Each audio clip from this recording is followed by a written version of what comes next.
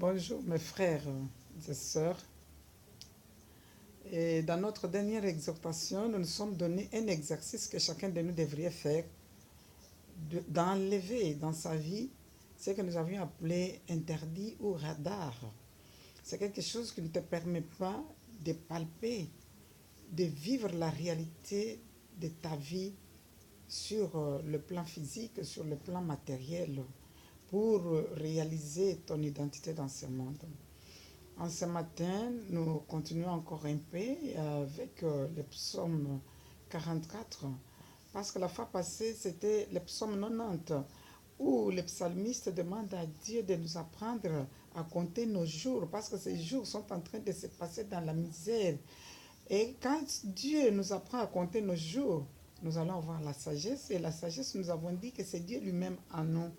Et nous voyons en psaume 44, les gens disent, nous avons entendu de nos pères. Nos pères nous ont parlé, le Dieu et le Dieu d'hier. Mais aujourd'hui, le même Dieu-là qui ne change pas, doit nous faire, doit réaliser dans notre vie le même prodige, les mêmes choses qu'il a fait hier. Nous voulons vivre parce que nous avons entendu. Maintenant, nous devons vivre pour que nos enfants ou la génération future puisse aussi vivre ce que nous vivons parce que Dieu ne change pas. Il est le même hier, aujourd'hui et demain. Mais le secret dans ce psaume 44, le psalmiste nous révèle que ce n'est pas à cause de nos diplômes, ce n'est pas à cause de ce que nous sommes, ce n'est pas à cause de notre rang social que nous pouvons réaliser ce que nous voulons ou vivre la main puissante de Dieu. Mais c'est à cause de sa main puissante, c'est à cause de sa miséricorde, c'est à cause de son amour dont Romains 8:32 dit, il nous a donné son Fils Seigneur Jésus-Christ. Qu'est-ce qu'il ne nous donnera pas avec lui? Parce qu'en Jésus, nous avons dit que nous sommes bénis de toutes les bénédictions spirituelles.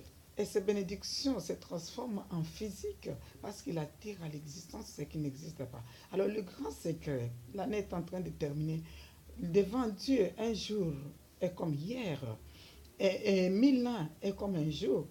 Tu peux réaliser ce que tu avais prévu depuis le début de l'année seulement par la réalisation d'un seul secret, miser ta parole sur la sagesse de Dieu qui est la crainte de la parole de Dieu.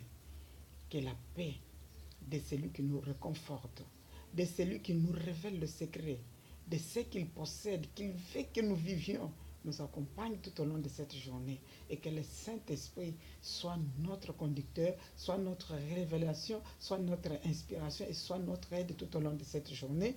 Dans le nom de Jésus-Christ, notre Seigneur. Amen.